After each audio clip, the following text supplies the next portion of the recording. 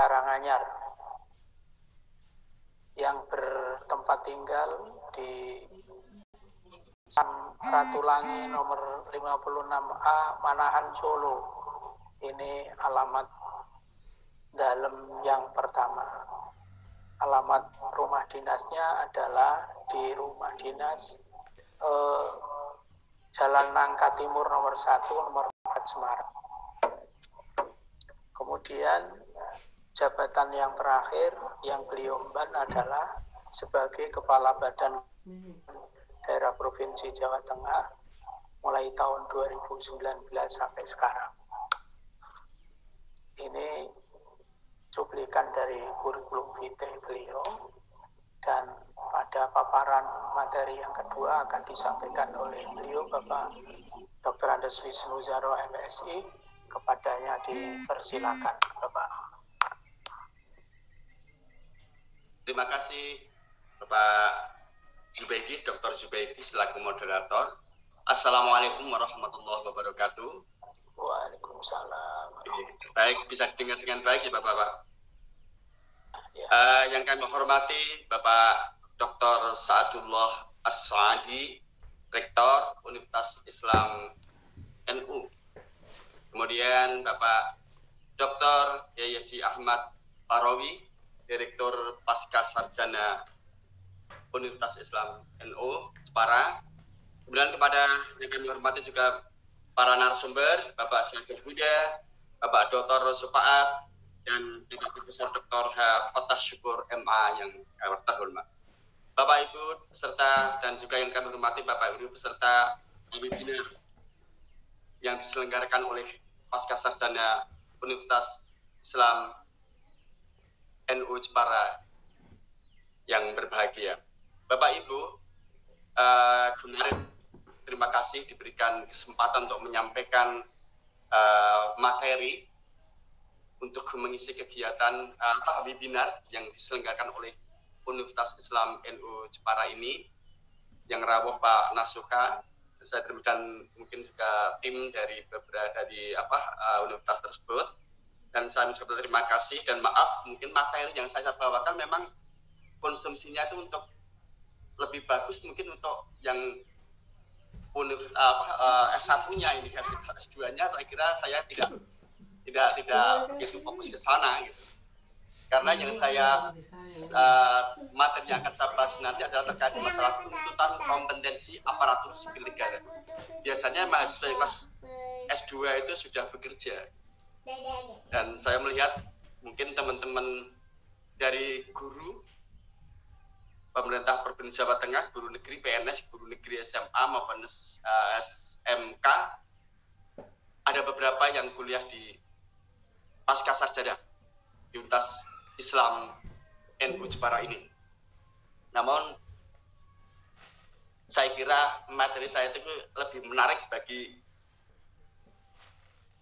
mahasiswa S1, dan mungkin juga untuk pemikiran para pengelola Universitas Islam NU Jepara agar ke depan apa yang disampaikan oleh tadi Bapak narasumber yang pertama Pak Syafil Huda maupun Pak Syadillah Arsyadi yang rektor, Bapak Rektor maupun Pak Ahmad Barawi yang Direktur Pasca Sarjana, bahwa diharapkan nanti ke depan Universitas Islam NU Jepara itu menjadikan universitas yang terbaik lah, yang pengelolaannya maupun universitas lulusannya yang berkualitas, terutama di Jawa Tengah. Gitu. Harapan kami semoga ini terwujud. Gitu. Tentunya salah satu untuk mendapatkan predikat menjadi barometer universitas yang bagus itu adalah salah satunya adalah lulusannya terserap di dalam dunia kerja. Terserap ini tidak harus menjadi seorang karyawan, tetapi juga menjadi wirausaha yang sukses ya, di masyarakat maupun di dunia dunia inilah gitu. Bapak Ibu, sebetulnya kami sudah memberikan materi, kalau bisa nanti juga sama ditayangkan atau disampaikan kepada peserta terkait masalah tuntutan kompetensi aparatur sipil negara. Saya diberikan waktu berapa menit Pak Zubaidi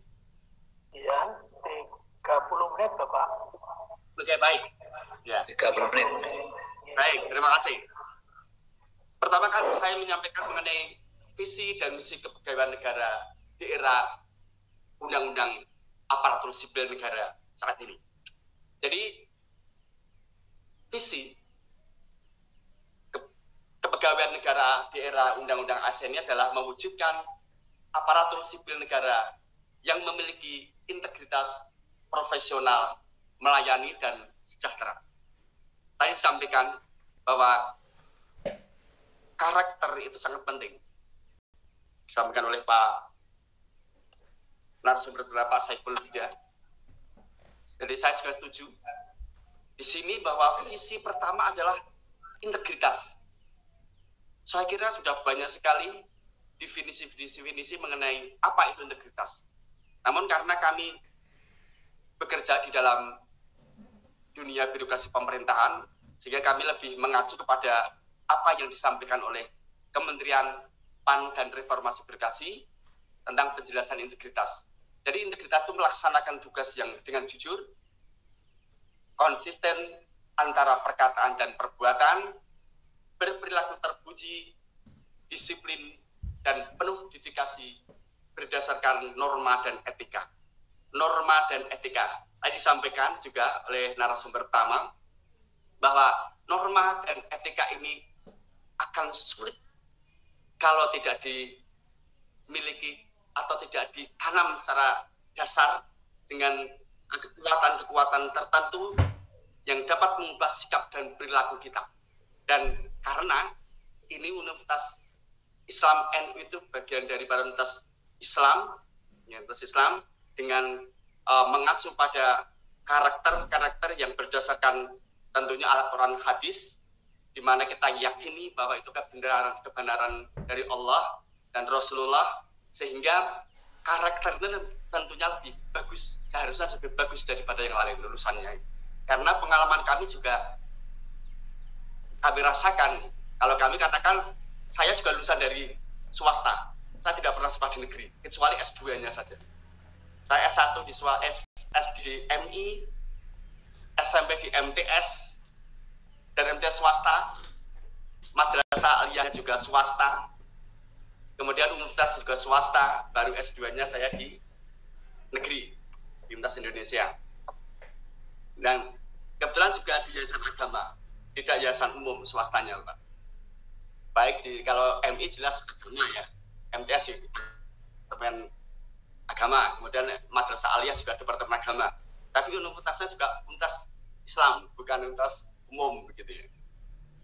Jadi ternyata di dalam sikap dan perilaku kami pun mungkin saat ini kalau akan melakukan suatu hal-hal yang melanggar itu juga takut karena kekuatan, bukan takut karena manusia, tapi insya Allah takut karena Allah dan Rasulullah gitu ya. Kemudian yang kedua adalah profesional. Profesional itu kami juga banyak penjelasan tentang bagaimana aparatur yang profesional.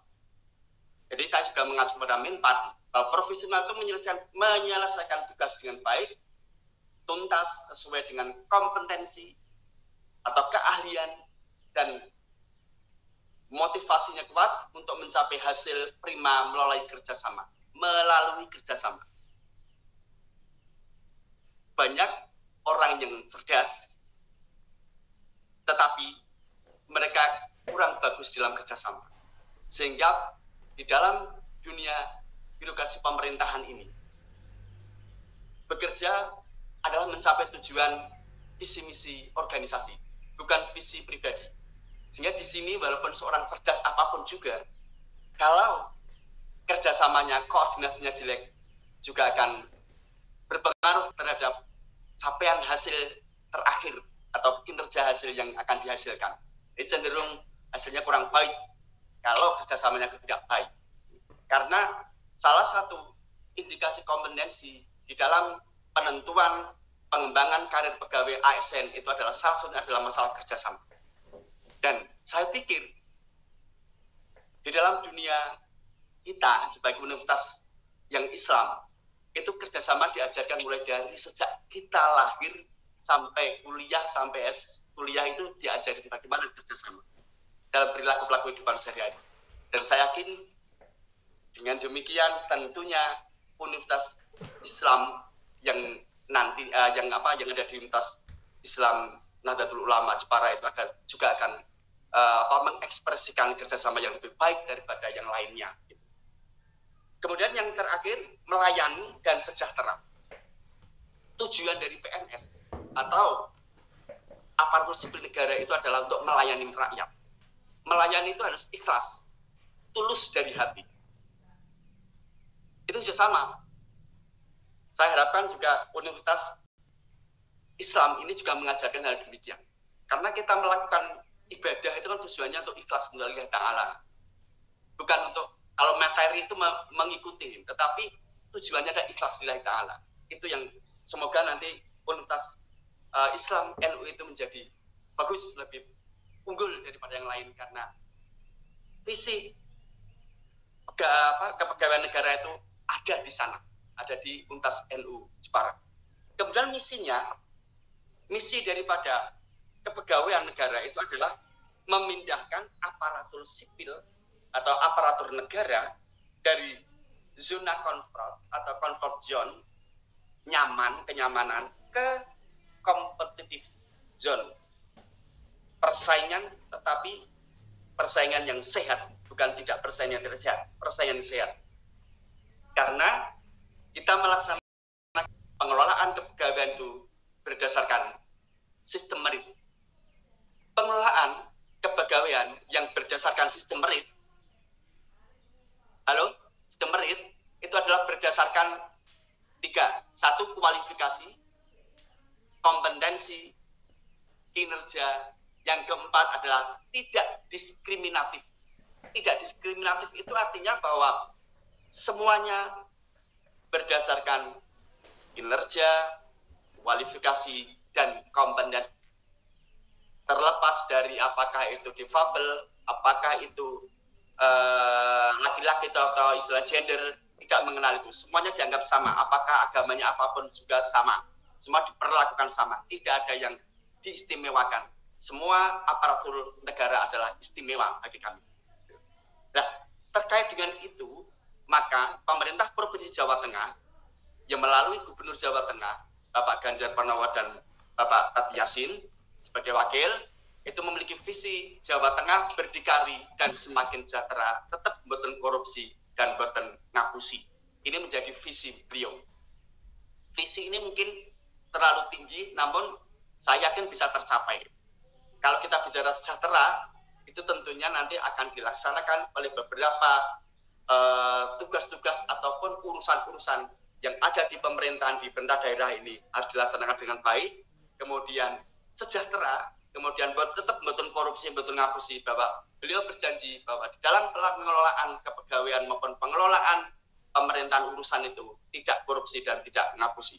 Ini yang menjadi tagline beliau yang selalu digembar-gemborkan ini, dan saya pun akan mendukung hal tersebut. Nah, terkait dengan visi inilah, maka kita saya sebutkan misi yang kedua aja. Misi kedua itu adalah memperluas reformasi melalui penguatan koordinasi dengan pemerintahan kabupaten dan kota. Artinya bahwa reformasi birokrasi itu ada 8 area. Ada reformasi kelembagaan, reformasi ketatalaksanaan, reformasi akuntabilitas, reformasi tentang kepengawasan, reformasi bidang pelayanan publik, reformasi di bidang perubahan mindset, reformasi di bidang peraturan perundang-undangan, dan reformasi di bidang kepegawaian SDM aparatur. Itu selalu akan dilakukan perubahan-perubahan untuk menyesuaikan dengan perkembangan zaman maupun visi misi yang telah ditetapkan oleh negara maupun ditetapkan oleh Gubernur Jawa Tengah dan Bapak Wagub. Kemudian untuk mencapai visi misi inilah beliau melaksanakan 10 program. Nah, program yang akan saya jelaskan di sini hanya satu program, yaitu program yang ketiga, yaitu reformasi birokrasi di kabupaten kota berbasis teknologi informasi dengan sistem layanan terintegrasi. Beliau ini di dalam melaksanakan pelayanan apapun harus menggunakan berbasis teknologi informasi dan sistem layanan yang terintegrasi. Kalau kita bicara tadi industri 4.0 atau istilahnya sekarang itu 4.0 atau 4.0 ya, di mana di sana bahwa pelayanan apapun juga sudah tidak menggunakan kertas, tetapi mulai percepatan dengan menggunakan informasi internet, bahkan nanti pembuatan industri, pembuatan barang pun juga menggunakan teknologi internet ini. Ya. Jadi sekarang saat ini pengelolaan kepegawaian di pemerintah Provinsi Jawa Tengah pun juga menggunakan berbasis teknologi informasi dalam sistem pelayanan kepegawaian pun dilaksanakan itu, dan itu terintegrasi ke kabupaten kota. Nanti dampaknya apa? Nanti dampaknya dalam penggunaan atau kebutuhan pegawai nanti apa yang kita lakukan di pemerintah Provinsi Jawa Tengah. Nanti akan saya jelaskan. Kemudian Bapak Ibu lanjut, kita sekarang mengenai pengembangan SDM aparatur. Lanjut lagi, itu tidak perlu Pak. Lanjut. Halaman 7, lanjut. Oke, ya baik. Kondisi aparatur saat ini. PNS seluruh Indonesia totalnya adalah 4.475.315 orang. Dari pusat sekitar 20%, 21%, kemudian daerah itu sekitar 78%. Jumlah kualitas distribusi dan komposisi pegawai belum sesuai dengan kebutuhan yang real. Artinya, Bapak Menteri PAN Reformasi Birokrasi, baik yang dulu maupun sekarang yang dijabat oleh Pak Cahyokumolo itu selalu menyampaikan bahwa kita kelebihan pegawai di PNS ini. Kenapa kelebihan pegawai? Sebetulnya bukan kelebihan. Yang lebih itu adalah pegawai yang ngurusi administrasi.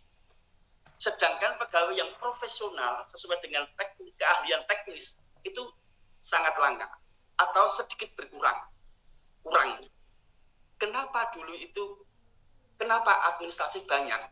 Karena pengelolaan atau formasi yang dibutuhkan pegawai zaman dahulu itu tidak memperhatikan atau kurang memperhatikan profesionalisme dan kebutuhan daerah.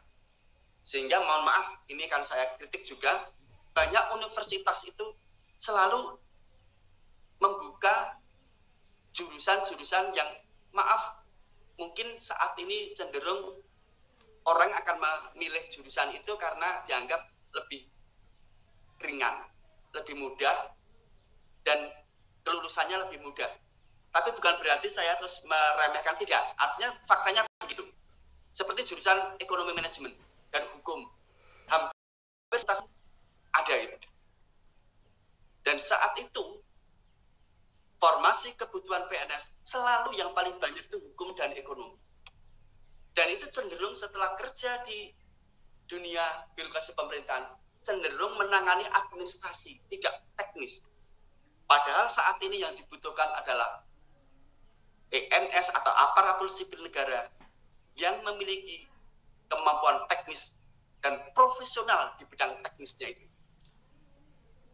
Kemudian, animo masyarakat untuk menjadi PNS sangat besar sebenarnya.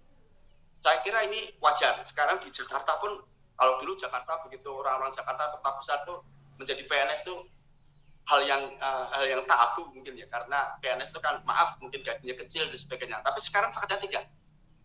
Dengan adanya tuntutan masyarakat, kemudian juga perubahan perbijakan dari pusat tentang bagaimana gaji, bagaimana tunjangan kinerja dan sebagainya, itu ternyata sekarang mulai orang menarik untuk menjadi PNS.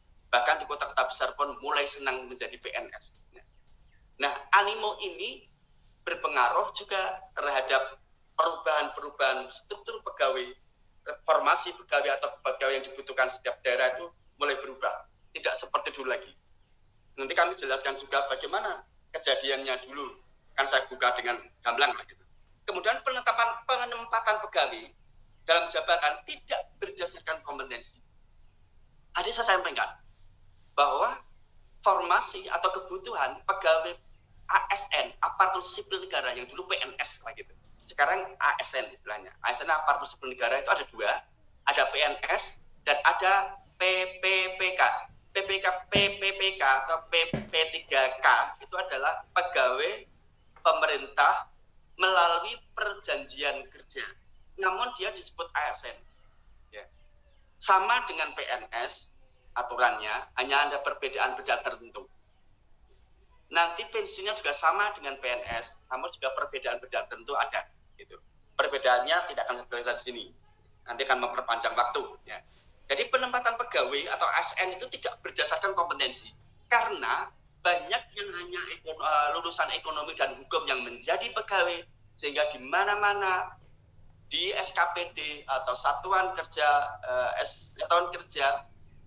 pemerintah daerah itu cenderung di situ full banyak ekonomi dan sarjana hukum. Bahkan zaman dahulu itu sekitar 5 tahun ke belakang, jadi 2015 ke sana itu misalkan Badan Keuangan dan Aset Daerah itu seharusnya di situ lebih banyak mengelola keuangan, seharusnya akunting lah itu. Tetapi banyak yang hukum juga banyak, sarjana ekonomi manajemen juga banyak. Kalau ekonomi masih sedikit-sedikit lah tersawat, tetapi hukum itu juga banyak waktu itu.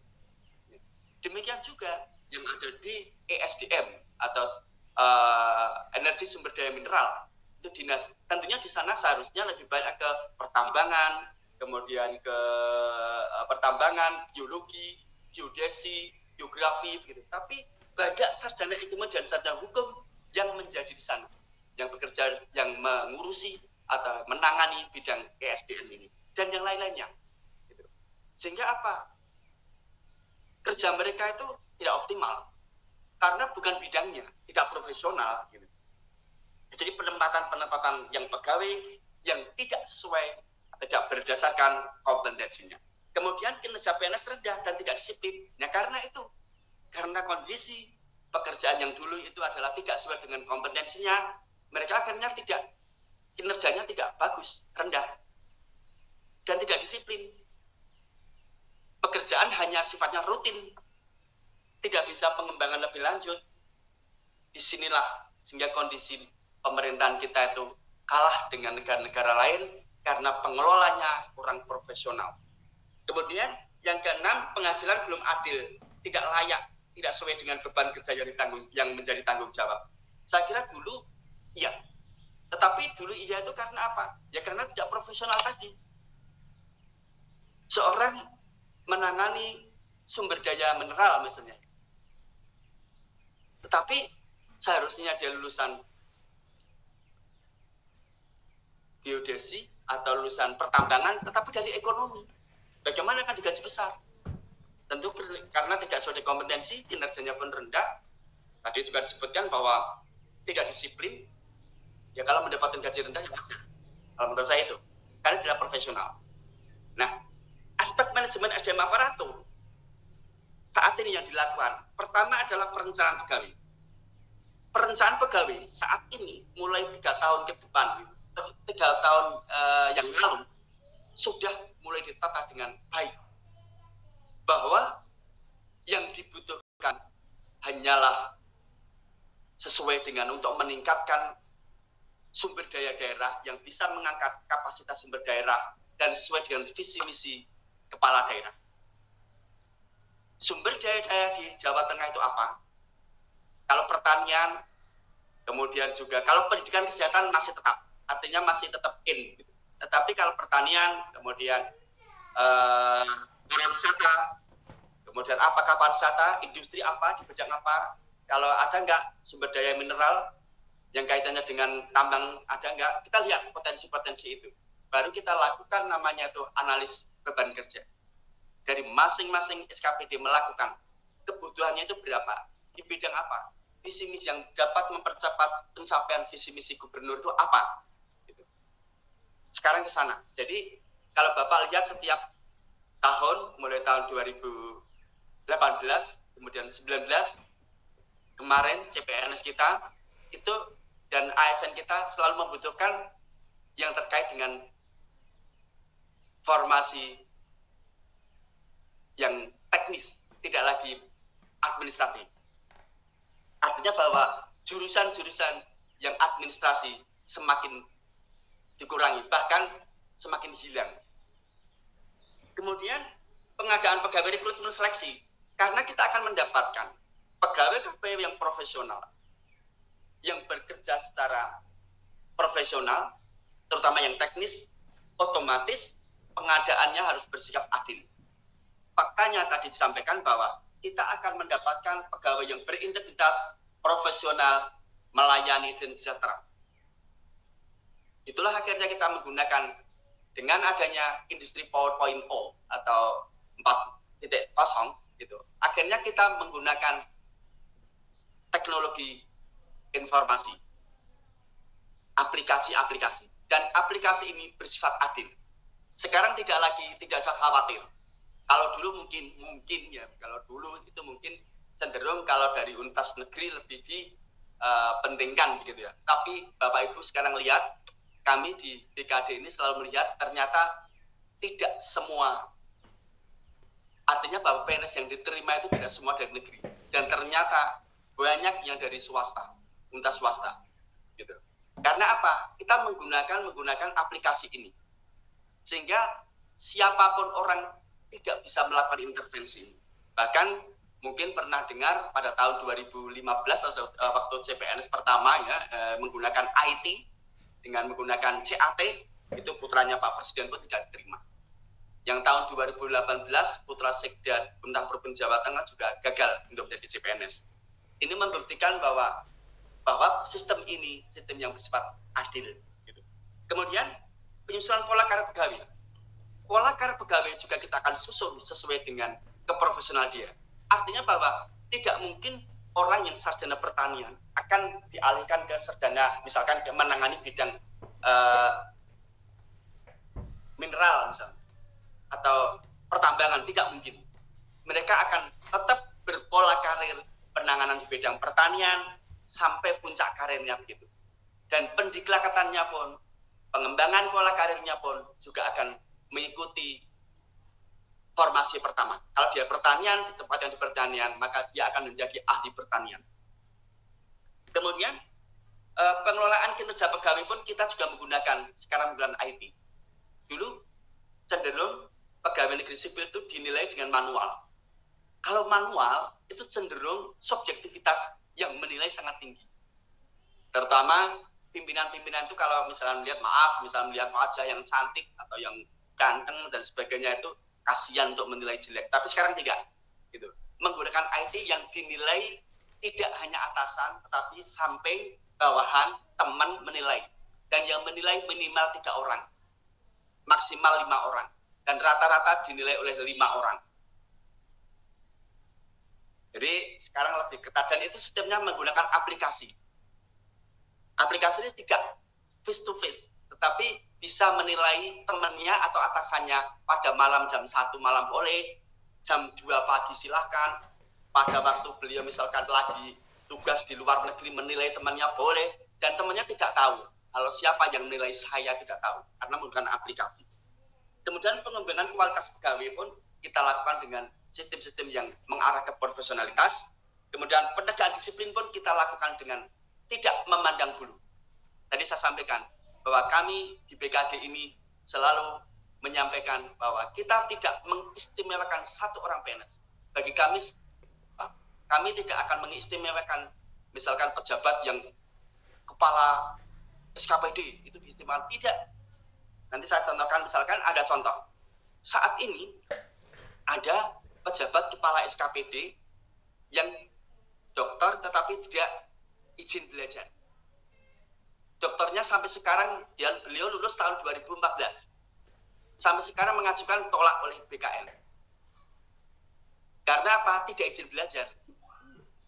Sampai sekarang kemarin saya menghadap ke Kepala BKN Pusat Jakarta. Saya minta kalau Kepala SKPD ini diloloskan, saya minta semua PNS yang sekolah tidak izin belajar tapi mendapatkan ijazah yang tepat, artinya bahwa kalau S1 dia akreditasinya B misalnya itu, juga sama diakui. Tidak hanya satu orang karena mentang-mentang dia adalah kepala SKPD gitu, kalau hanya satu tok saya nggak mau. Harus semuanya diakui. Itu diputihkan semuanya. Jadi saya istilahnya tidak mengistimewakan. Di BKD kita begitu, semua PNS kalau kita katakan istimewa, tapi tidak ada yang satupun aparatur itu diistimewakan. Yang kemudian remunerasi itu kesejahteraan sebenarnya. Kalau Bapak Ibu bisa melihat perkembangan sistem penggajian kita itu sangat beda. Kita mendapatkannya jujur aja, masyarakat biar juga terbuka, biar nanti ada PNS yang kurang ajar ya bisa memberikan kontrol terhadap PNS tersebut. Kita di Provinsi Jawa Tengah itu sampai gaji kita mendapat TPP, tunjangan pegawai, TPP, penambahan, tunjangan penambahan pegawai, tunjangan penghasilan pegawai. Tunjangan penghasilan pegawai ini bervariasi. Berdasarkan saat ini masih berdasarkan golongan, sampai nilai itu harus mendapatkan kinerja yang baik, dan itu secara aplikasi. Rajin, disiplin, dan hasil kinerjanya, penilaian tadi juga baik. Baru mendapatkan TPP utuh. Misalkan seorang pejabat pengawas atau eselon 4 kasih dapatnya misalkan TPP-nya 7 juta. 7 juta itu kan dapat 1 juta kalau dia itu asesinya itu full 100%, kinerja yang menilai atasan bawahan itu mendapat minimal baik di atas 86. Kalau tidak mendapatkan itu akan berkurang dengan sendirinya. Jadi untuk mendapatkan itu tidak langsung mendapat 7 juta, tidak, tetapi harus ada penilaian, dan itu secara aplikasi. Kemudian yang ke-8, pemberhentian dan pensiun. Kita pun juga di dalam penanganan pemberhentian pensiun tidak semata-mata untuk pensiun lepas, itu tidak. Ada beberapa penanganan di mana kita memberikan pelatihan-pelatihan yang siap purna atau pensiun itu dengan pelatihan wirausaha, dan kita lakukan di suatu tempat, artinya kita karantina untuk dilatih, untuk nanti setelah pensiun ini tidak mengalami post power syndrome bagi mereka ingin berusaha. Dan setelah dia mendirikan usaha pun, kita akan bantu melalui pemasarannya. Kita punya link-link semacam itu. Bapak Ibu kalau lihat UMKM, itu adalah banyak yang mengisi pemasaran penjualan produk-produknya, produk-produk hasil dari pelatihan-pelatihan oleh PNS yang dilakukan oleh BKD. Ada beberapa yang sudah masuk sana. Dan itu dilakukan sekitar 4 tahun terakhir ini. Nah, dari situlah diharapkan nantinya PNS itu bersih, profesional, melayani, dan sejahtera. Nah, terkait dengan PNS yang profesional, melayani, sejahtera ini, tentunya harus dipimpin seorang yang benar-benar baik, yang bisa menjaga integritas dan profesionalitas dia. Kalau tidak, agak sulit. Karena apa? Pimpinan itu sangat memberikan pola perubahan itu sangat tergantung sama pimpinannya. Sebagus apapun, kalau kepala daerahnya itu memang tidak mendukungnya, agak sulit. Tetapi kami bersyukur dengan adanya Pak Ganjar yang sangat memberikan contoh bagaimana sangat bagus, sehingga kami pun sangat setuju, dan dalam pelayanan di BKD ini pun, pelayanan dalam penanganan aparatur sipil negara ini, kami bebas dari intervensi siapapun juga, dan bebas dari korupsi, kolusi, nepotisme. Kami jamin 100% itu. Bapak, Ibu, kita lanjutkan. Ini permasalahan pegawai di lingkungan pemerintah Provinsi Jawa Tengah. Lanjut. Ini yang terjadi saat ini, atau tahun-tahun sebelumnya, itu adalah rendahnya kompetensi SDM aparatur. Ini dampak dari kebutuhan kita, pengisi kebutuhan PNS kita dulu adalah karena rata-rata itu adalah tidak sesuai dengan kompetensi. Artinya tidak sesuai mendukung urusan-urusan yang ada ditangani oleh PNS kita. Tadi saya sampaikan, kebanyakan adalah ekonomi dan hukum. Ini yang, karena apa? Cenderung yang menentukan formasi itu bukan menggunakan metode yang benar, tapi masukan dari pimpinan yang dulu-dulu. Misalkan, ini saya contoh aja. Kepala BKD-nya anaknya lulusan ekonomi. Biasanya bilang nanti, oh no, nanti formasi ekonomi dia naik, dengan aku sama Bu. Nanti kepala ini anaknya lulusannya hukum. Tolong nanti dikasih ruang agar anak saya bisa melamar. Itu aja. Dan lain-lainnya semacam itu. Tidak sesuai dengan kebutuhan yang sesuai dengan daerah untuk meningkatkan potensi kapasitas daerah kita. Kalau toh ada, kecil sekali sifatnya. Ini yang dampak dari sekarang itu rendah kompetensi. Dan mereka setelah bekerja ya karena pekerjaannya itu tidak sesuai kompetensi ya otomatis rendah. Santai-santai. Kalau dulu misalkan pegawai dikritik kalau datang baca koran, sarapan, kemudian santai, iya makanya begitu. Kami rasakan dulu waktu kami tahun 94 kami sudah PNS, kami tahu bagaimana perilaku pegawai yang semacam itu. Kalau dikritik oleh pemerintah oleh masyarakat, saya terima gitu. Tapi tidak semuanya sebenarnya. Tapi rata-rata begitu. Kemudian rendahnya integritas SDM aparatur. Bayangkan Bapak Ibu, kalau dulu itu di rumah sakit misalnya tuh, perawat galaknya bukan main. Galak ke pasien. Ada pasien sakit, kalau misal pasien mengeluh aja langsung diketak. Kalau ada sekarang perawat yang begitu, pasti besok dikeluarkan dia. Itu yang sekarang terjadi. Kalau dulu, sehingga orang customer atau masyarakat itu menerima, karena rendahnya integritas. Kalau baru semangat bekerja PNS itu, apa sedikit harus uang, apa sedikit uang. Ini yang rendahnya integritas SDM aparatur kita. Termasuk menempatkan, kalau isu sekarang untuk menjadi jabatan struktural, baik itu pengawas atau eselon 4, administrator eselon 3, atau JPT pakai uang. Kalau dulu ada isu semacam itu isu yang kami terima, tapi kebenarannya yang mungkin benar, salah juga bisa dianggap salah. Artinya tidak 100% benar, karena ada beberapa pejabat yang tidak pernah menggunakan amplop juga banyak gitu yang jadi.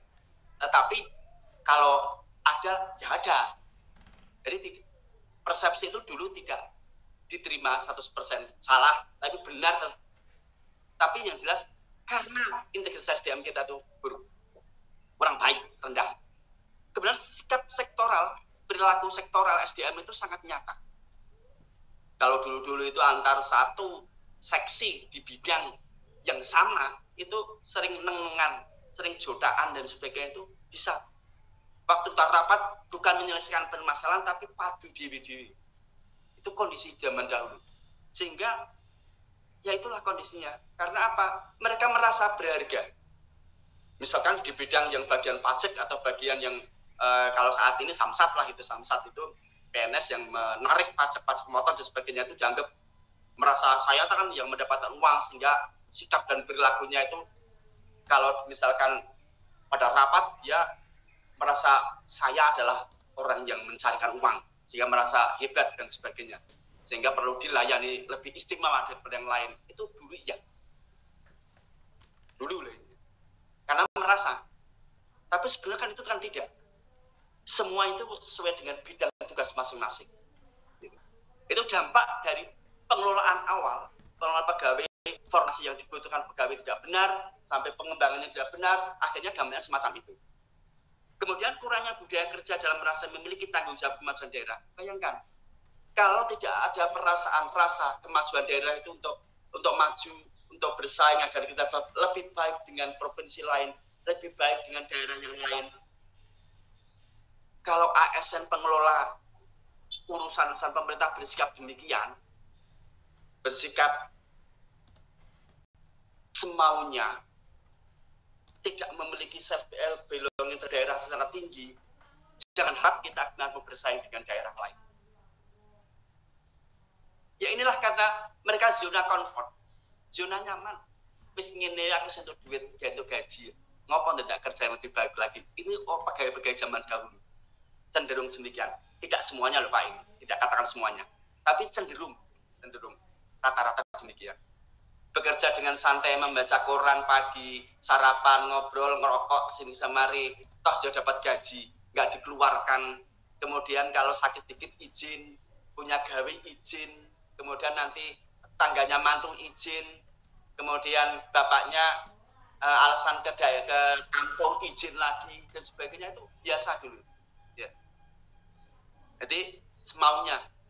Karena apa? Ya tadi merasa bahwa pekerjaannya itu hanya administrasi. Tidak punya perasaan memiliki bahwa untuk kemajuan daerah, bahwa sebagian yang harus memajukan daerah melalui urusan atau pekerjaan tupoksi yang kami tangani. Tidak semacam itu. Dia dengan santainya. Itu rendahnya pemahaman SDM terhadap budaya.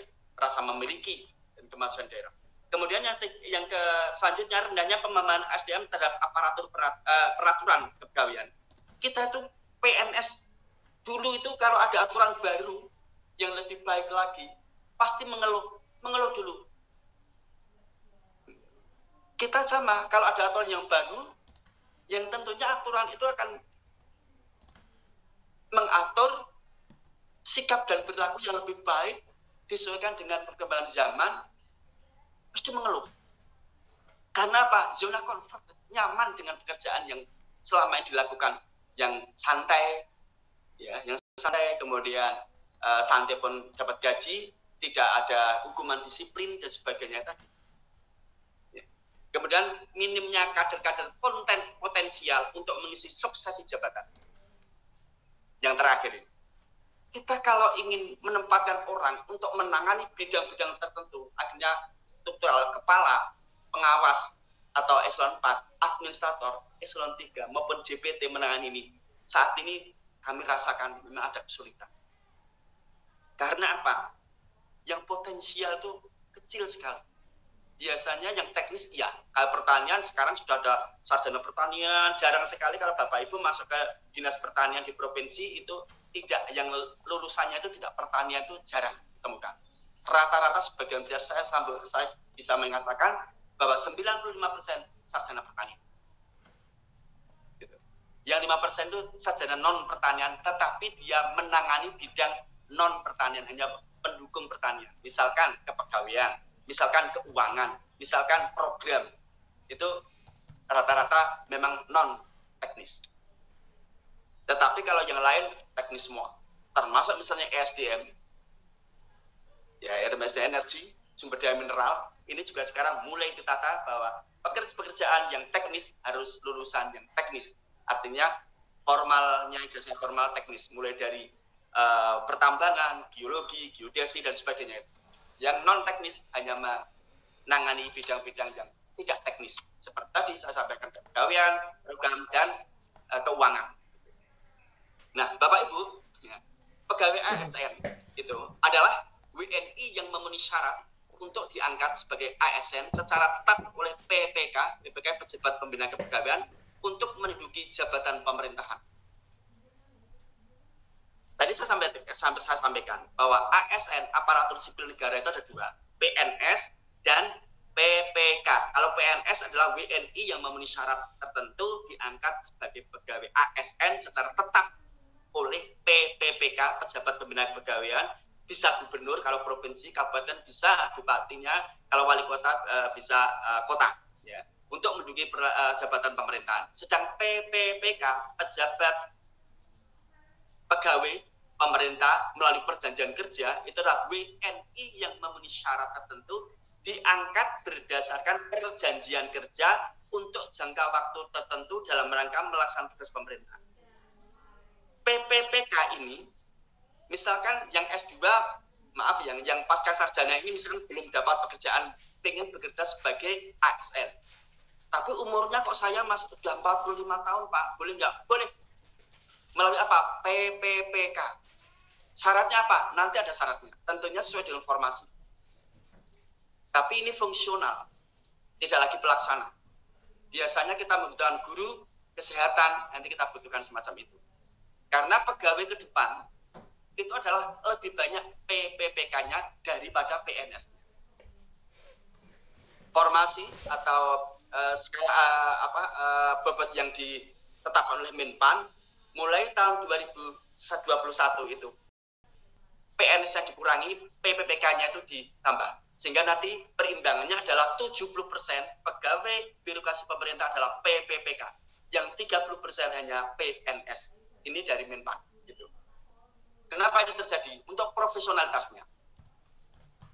Karena PPPK itu sebenarnya pegawai profesional. Artinya bahwa mereka itu misalnya guru. Guru itu sudah profesional, sudah mengajar lama, sehingga melamar sebagai PPPK. Usianya berapa? Sebelum mencapai BOP atau pensiun boleh.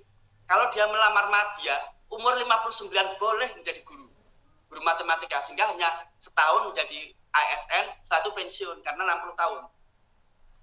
Guru itu apapun 60 tahun. Sehingga kalau dia melamar misalnya guru bahasa Inggris, umur saya 59, boleh nggak? Kalau ada lowongan PPPK, boleh. Intinya sebelum 60 tahun boleh melamar. Ini yang untuk guru ya. Untuk apa PPPK? Kemudian tujuan utama Undang-Undang ASN itu satu. Lanjut Mas. Tugas ya, lanjut lagi. Oke, lanjut. Tadi udah. Lanjut. Oke. Tujuan utama Undang-Undang ASN itu satu, independensi dan netralitas. Kemandirian dan netral. Kita beberapa kali PNS itu sudah disampaikan melalui sosialisasi oleh gubernur, dari SKPD manapun juga melalui bermacam-macam dari mungkin KPU, Bawaslu itu menyampaikan bahwa PNS di dalam pelaksanaan pilkada harus netral. Dan kami sudah melakukan hukuman-hukuman itu karena PNS melakukan tindakan yang tidak netral terhadap pemilihan umum maupun pemilihan kepala daerah. Dan yang terakhir Bapak Ibu, saat ini kami menerima surat ketetapan dari Komisi Aparatur Sipil Negara menghukum salah satu pejabat pimpinan tinggi pemerintah Provinsi Jawa Tengah yang tidak netral pada pelaksanaan pilkada tahun ini. Yang mendaftar tapi sudah melakukan kampanye di mana-mana. Dan itu disemprit dari Bawaslu dan sekarang sudah dihukum. Ya. Jadi kita ketat. Walaupun beliau adalah seorang pejabat pimpinan tinggi atau istilahnya sekarang kepala SKPD, namun kalau tidak netral kita hukum sama. Kemudian kompetensi, kita membutuhkan kompetensi yang betul-betul sesuai dengan pekerjaannya yang sudah dibutuhkan. Tidak lagi seperti zaman dahulu yang bersifat umum. Kemudian kinerja produktivitas, karena kompetensi yang kita butuhkan, maka kinerjanya bisa menaik. Kalau ASN ini memiliki kinerja yang bagus, maka kita akan semakin mempercepat pencapaian visi misi, baik visi misi daerah maupun visi negara, sehingga kita akan bersaing lagi. Kalau dikatakan sebagai macan Asia, kita harapnya ke sana. Tidaklah sedunia lah, kita bicara Asia. Asia Tenggara sajalah gitu. Nanti naik Asia. Karena kita masih kalah dengan Singapura, kalah dengan Malaysia yang dulu belajar daripada kita. Bahkan kita itu setara dengan Vietnam. Ini yang menyedihkan. Yang sedih lagi kalau kita kalah dengan Timur-Timur, bah itu kan kita malu betul. Kemudian integritas. Kita membutuhkan orang yang memiliki integritas. Dan saya yakin integritas itu hanya akan dimiliki orang-orang yang memiliki norma etika yang telah tertanam sejak kecil, akan ketakutan untuk melakukan kesalahan. Dan saya pikir ini adalah orang-orang yang beragama dengan baik.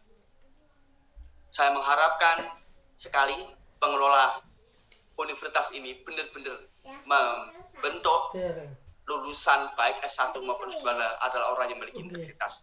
Kemudian kesejahteraan. Karena kalau kita kinerjanya bagus, integritasnya bagus, maka kita secara otomatis akan meningkatkan kesejahteraan karena akan memberikan kemajuan. Kalau negara maju, otomatis pajak dan sebagainya semakin sadar akan itu, otomatis nanti juga pendapatan negara juga bagus.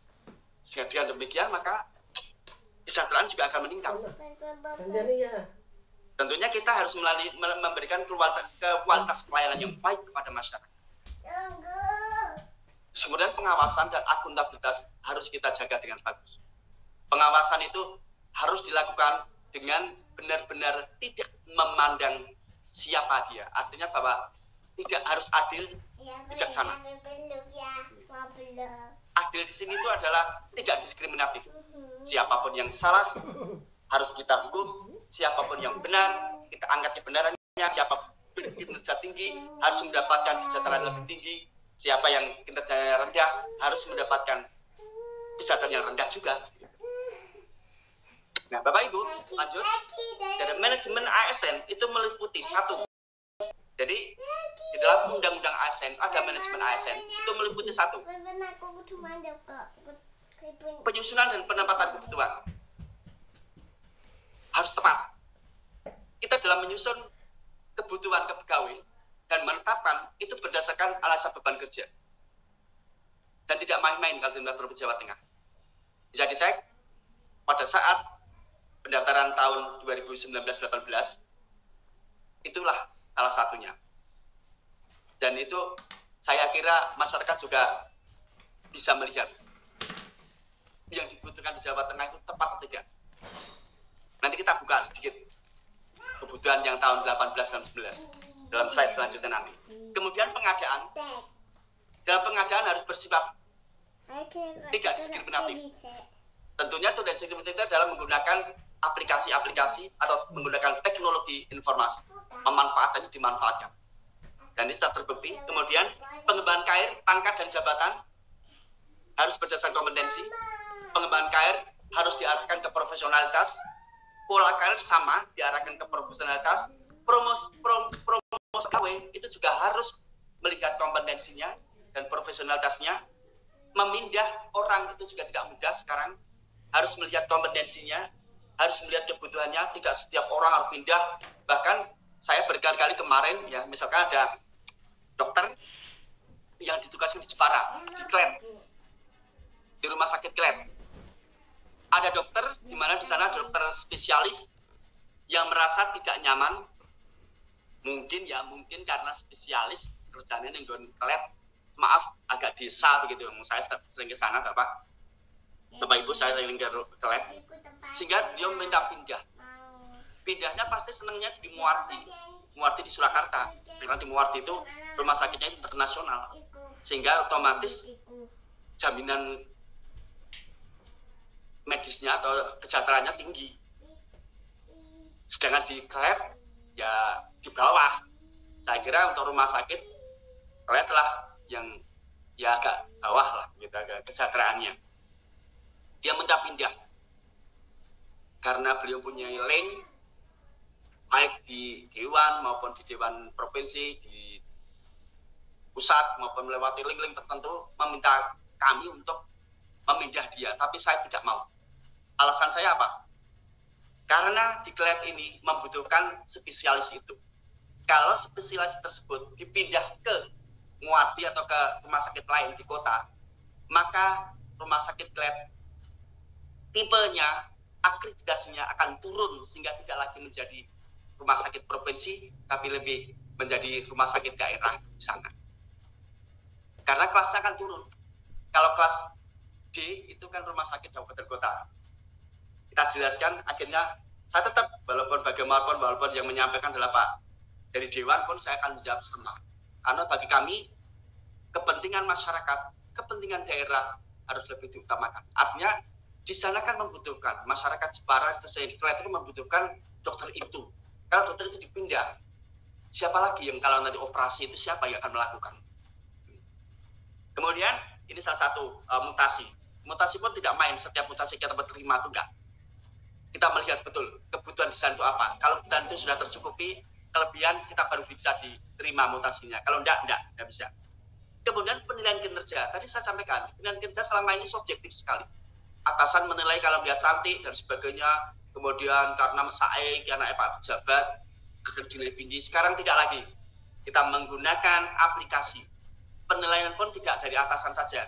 Ada samping atau teman, ada staf, bawahan, junior akan menilai senior dan sebagainya itu ada. Tidak lagi seperti dulu. Kemudian penggajian dan tunjangan kita sesuaikan dengan kompetensi dan kinerja. Tadi sampaikan bahwa TPP kita memang cukup tinggi lah gitu. Selain gaji lah, itu lebih tinggi TPP-nya Bapak Ibu. Karena pejabat golongan 3A, TPP-nya sudah sekitar 5 jutaan, belum gajinya. Tetapi untuk mendapatkan nilai itu harus menggunakan 1 disiplin, 2 kinerja yang tinggi. Kalau tidak masuk 1 hari pun akan terpotong.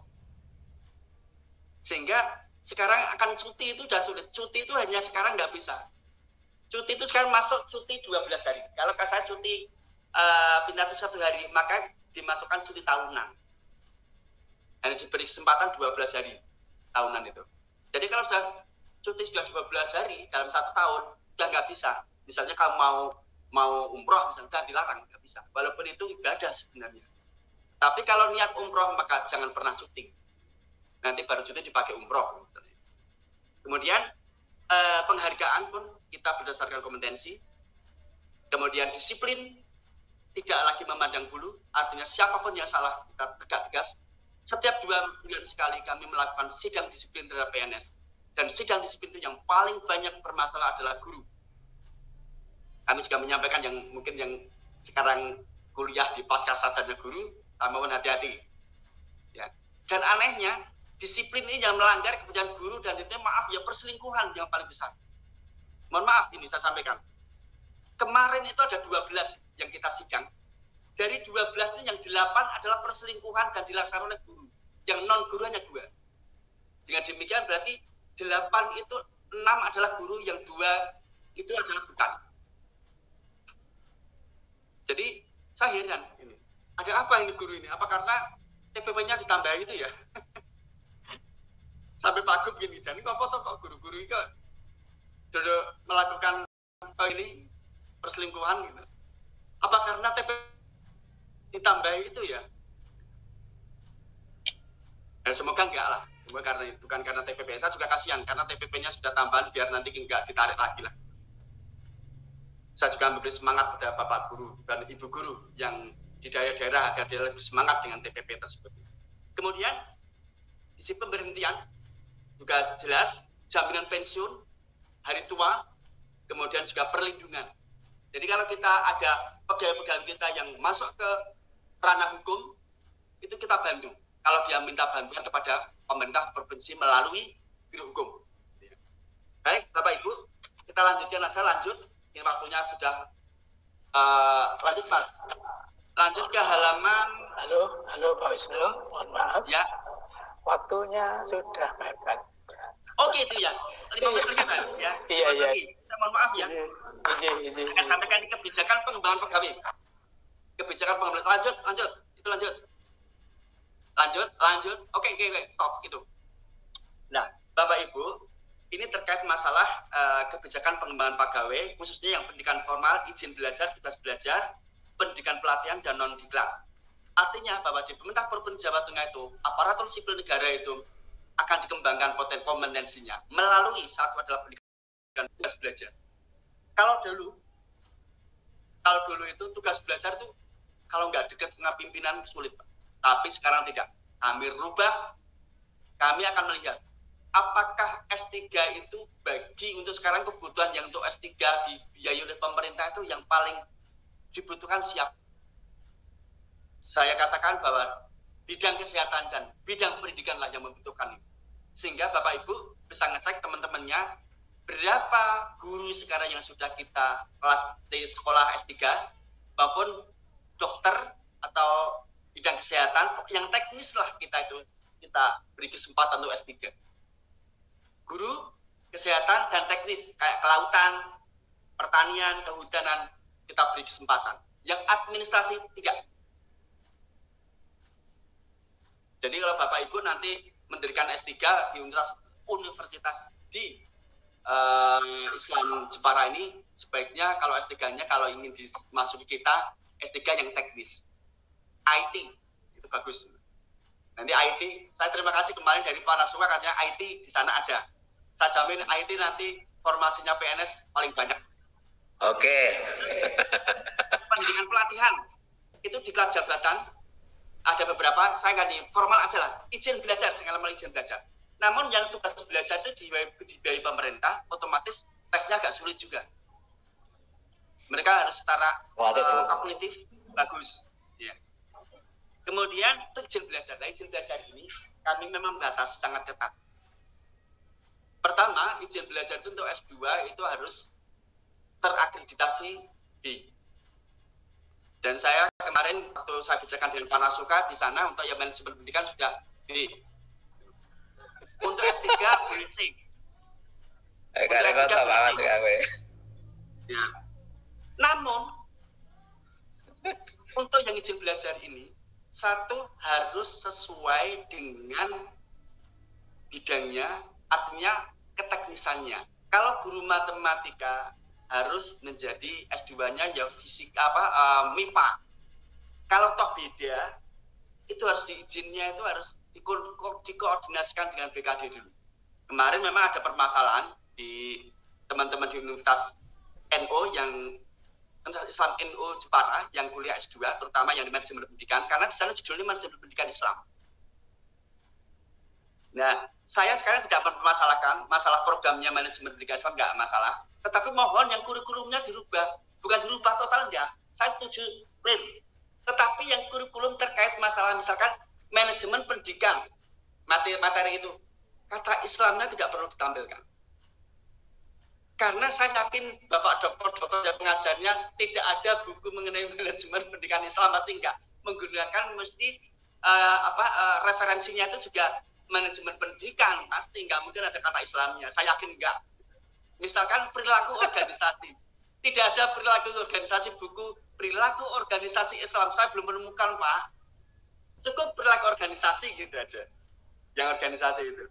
Jadi dirubah. Saya yakin Kopertais Semarang atau provinsi yang mau izinnya Kopertais provinsi ya itu biasanya itu yakin menerima gitu. Tapi kalau programnya nggak bisa dirubah nggak apa-apa karena kayak misalnya akuntansi di Universitas Islam NU kan ada manajemen akuntansi seperti UIN. UIN itu akuntansi kan ada dan akuntansi ini Islam, tetapi materinya bagus, itu boleh. Nanti kalau ada lamaran CPNS menggunakan S1 dan kami misalkan akuntansi, boleh dari UIN itu melamar dan sama dengan yang lain. Karena apa? Materinya sama. Yang membedakan mungkin muatannya. Karena dia UIN, otomatis muatannya Islam. Nggak apa-apa. Tetapi materinya kan sama dengan yang lain. Kalau akuntansi misalkan di UNS, di UGM, di UDI, maupun di Universitas Udinus dan sebagainya sama. Saya yakin juga manajemen pendidikan sama.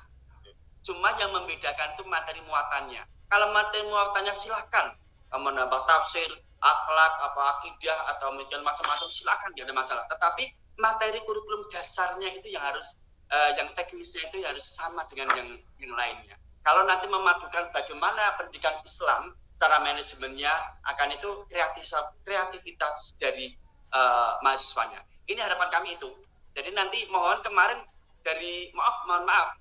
Dari teman ada yang membawa ke sana, ternyata yang diketik itu hanya ketik manual, mohon nanti ada dirubah lagi gitu.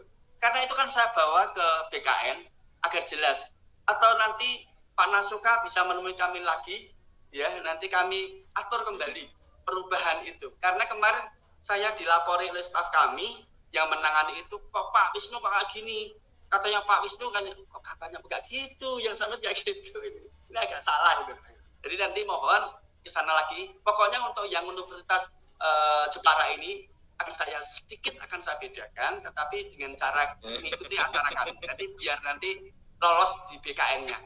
Kalau tempat kami sebetulnya apapun silahkan, tetapi kasihan nanti ke BKN-nya kan menolak. Yang memberikan izin itu kan BKN, bukan kami. Kalau kami hanya meneruskan, tetapi kalau kami mengirim ke BKN salah, biasanya BKN nginyak banget, nginyaknya gini. Ini BKD benar Jawa Tengah itu orang bodoh-bodoh kabeh, jelaskan. Lah itu saya yang dimarahi. Kami yang dimarahi. Saya pernah diucapnya kayak gitu. Betul itu karena saya itu pegawai baru, waktu itu pegawai baru, pejabat baru di BKD. Jadi jangan khawatir, nanti kata sesuaikan. Intinya inilah yang perlu saya sampaikan. Saya mohon maaf. Oke Pak, kalau ada mungkin pertanyaan-pertanyaan terkait masalah apa yang kami sampaikan, terkait masalah mungkin kebutuhan-kebutuhan ke depan. Tapi yang jelas, saya sebut lagi ini Bapak, mungkin halaman terakhir Mas, lanjut mengenai CPNS ya, nanti biar S1-nya biar ada semangat untuk belajar lebih baik lagi gitu ya. Terus, top alokasi formasi guru, ya. Terus, agak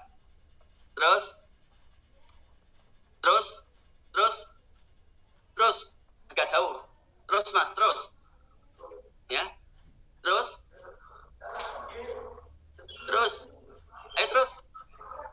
Oke, stop. Ya, Bapak Ibu, ini 10 besar alokasi guru setiap tahun untuk ASN. Barangkali nanti Universitas Islam Jepara, NU Jepara, kalau ingin membuka formasi guru, itu lebih baik guru apa ini kita lihat. Guru matematika itu yang sering dibutuhkan. Lanjut, Mas. Tadi enggak Yang top 10 alokasi tadi.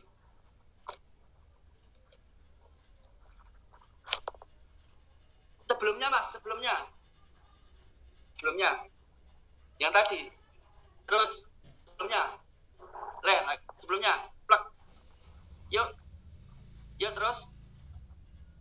Aduh, halaman berapa ini? Kayaknya halaman 28, 29. Halaman 29. Stop ya.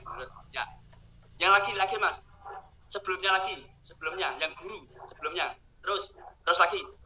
Cek. Lagi. Ya, ini. Ini guru itu tahun 18, guru matematika dibutuhkan 105.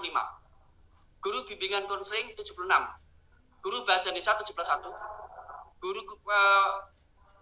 pendidikan olahraga 61, guru sejarah, guru agama Islam banyak Pak, 50. Guru kelas, guru prakarya, kewirausahaan, guru teknik, kendaraan ringan, guru TIK. Kemudian tahun 2019 yang dibutuhkan guru matematika masih tetap banyak, bimbingan konseling masih tetap banyak, guru kelas masih banyak dibutuhkan, guru sejarah masih, guru bahasa Inggris, guru pendidikan olahraga masih banyak, guru bahasa sastra Indonesia, guru matan lokal, guru prakarya perwisaan, dan guru multimedia. Intinya ke depan lebih banyak dibutuhkan adalah IT. Lanjut Mas. Ini untuk formasi guru. Ini formasi kesehatan Pak. Kalau kesehatan itu hampir semua dibutuhkan ya. Perawat terutama itu wah luar biasa ini. Perawat itu 242. Ini yang 2015. 2019 ini perawat juga. Perawat ahli pertama masih dibutuhkan tahun 2018. 2019 ahli pertama perawat dibutuhkan lebih banyak juga. Kemudian asisten apoteker, perekam medis, dokter ahli pertama, apoteker ahli pertama, radiografi terampil, penata laboratorium kesehatan terampil, fisioterapis terampil, nutrisionis terampil. Dan itu selalu dibutuhkan. Ya. Jadi mohon nanti bisa melihat. Lanjut Mas, ini yang terakhir mungkin. Ya, ini non kesehatan, non pendidikan. Sedikit yang dibutuhkan Pak. Jadi hati-hati dalam membuka jurusan gitu ya. Kalau memang pengarahnya ke sana. Dan formulasi semerta ini kayaknya provinsi, daerah sama Bapak. Tidak jauh beda kebutuhan ini. Pengolah data. Pengolah data itu memang kebanyakan dari pendidikannya itu agak sedikit umum. Bisa politik, bisa ekonomi, bisa hukum. Peranata komputer ahli pertama. Peranata komputer itu sebenarnya multimedia atau IT, informasi teknologi yang dibutuhkan itu. Di Universitas Islam NU ada ini, masa bersyukur bagus ini. Ya. Kemudian pekerja sosial, Peksos ini Mas Allah, Peksos itu adanya di mana di Bandung Bapak Ibu. Kalau Universitas di Islam NU Jepara ini membuka ini hebat sekali. Coba mumpung masih membutuhkan banyak sekali Bapak Ibu. Jadi UPT kita yang menangani pekerja sosial itu sudah habis orangnya. Kemarin itu yang mendaftar itu D2 itu dari NTT. Tapi nggak masuk semuanya, sehingga kosongan kemarin 22 tidak terisi Peksos pekerja sosial ini. Kemudian pengelola kepegawaian, auditor ahli pertama itu accounting, pengawas jalan jembatan teknologi sipil, penguji kendaraan bermotor itu adalah teknologi mesin industri, mesin, teknologi jalan itu teknik sipil, penelaah data sumber daya alam itu adalah biologi dan sebagainya, penata komputer terampil itu juga dari IT. Jadi pengolah data dengan penata komputer terampil sebenarnya ini masih ada 3, ada pengolah data, penata komputer ahli pertama, terampil, semuanya IT Bapak. Jadi ke depan tuh IT lebih banyak dibutuhkan. Ini saja yang perlu sampaikan, saya mohon maaf apabila dalam penyampaian terlalu banyak, terlalu panjang, melebihi waktu, dan saya mohon maaf nanti mungkin setengah jam lagi saya harus meninggalkan tempat, saya harus